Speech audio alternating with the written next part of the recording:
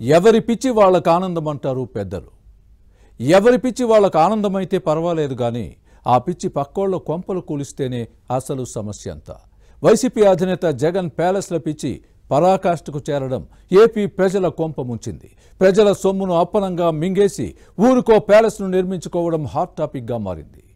అసలు జగన్ రెడ్డికి ఇన్ని ప్యాలెస్లు ఎందుకు, వీటితో ఏం చేసుకుంటారు అన్నదానిపై ఇప్పుడు హాట్ డిస్కషన్ నడుస్తోంది.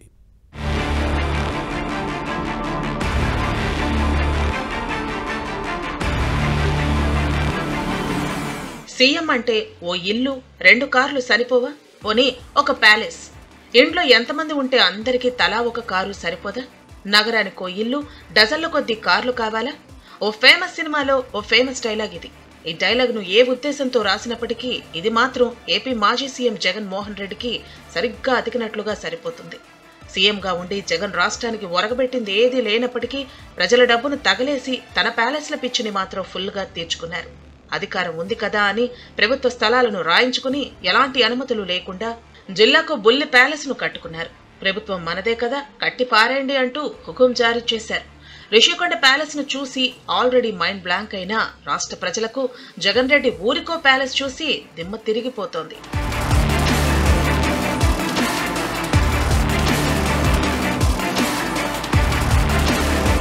అసలు జగన్ రెడ్డికి ఇదేం ప్యాలెస్ ఫ్యాంటసీనో అర్థం కాదు. కానీ ఆయన ఎక్కడుంటే ఓ ప్యాలెస్ ఉండాలనుకుంటున్నారు.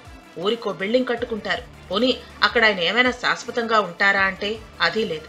అప్పటికప్పుడు అవసరానికి అక్కడ ఉండాల్సి వస్తే అక్కడ ఓ ప్యాలెస్ కట్టేసి ఉన్నన్ని రోజులు ఉండేసి వచ్చేస్తారు.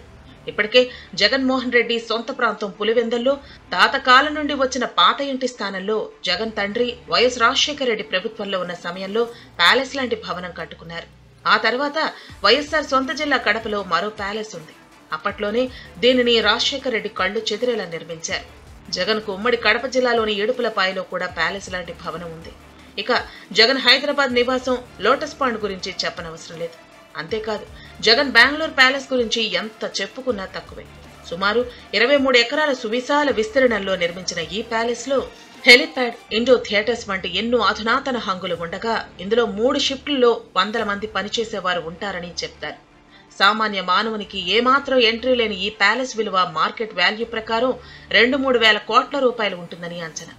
ఇక సీఎంగా అన్ని వ్యవహారాలు నడిపిన తాడేపల్లి ప్యాలెస్ భవనం కూడా సామాన్యమైంది కాదు. దాని విలువ కూడా 100 కోట్ల రూపాయల్లోనే ఉంటుందని అంచనా. అధికారంలోకి వచ్చాక జగన్ చెన్నైలో కూడా ఒక ప్యాలెస్ కట్టుకుంటున్నారని ఓ టాక్ ఉంది. ఇక రిషికొండ ప్యాలెస్ ఫోటోలు, వీడియోలు బయటకొచ్చి యావత్ కంట్రీని ఎంతలా షేక్ చేశాయో అందరికీ తెలిసిందే.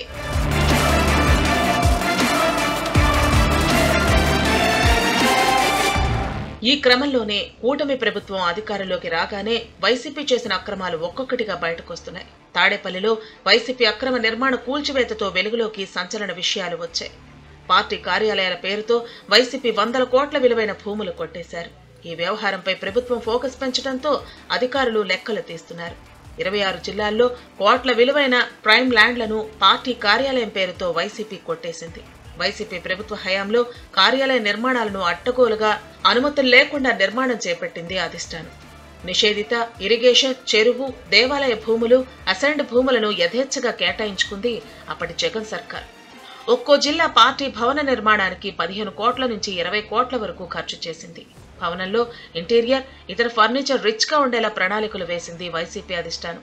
భూముల విలువ, భవనాలకు పెట్టే ఖర్చు, ఇతర హంగులతో కలిసి కనీసం 2000 కోట్లు ఖర్చవుతుందని నిర్మాణ రంగ నిపుణులు అంచనా వేస్తున్నారు.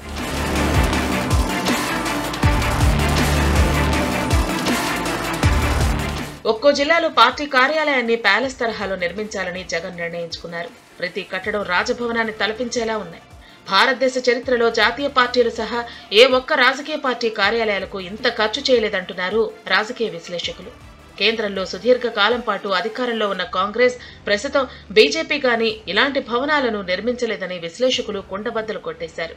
ఇప్పటికే విశాఖలోని రిషికొండలో 500 కోట్ల ప్రజాధనంతో జగన్ పెద్ద పెద్ద భవంతులను నిర్మించుకున్నారు.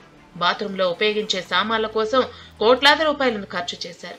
అప్పట్లో తాను పేద సీఎంనని చెప్పుకునే జగన్ ఇలా కోట్లు పెట్టి భవంతులు నిర్మించుకుంటారా అని ప్రజలు ప్రశ్నిస్తున్నారు. ఒక వ్యక్తి కోసం ఇలాంటి భవనాలను నిర్మించాల్సిన అవసరం ఏంటని మండిపడుతున్నారు.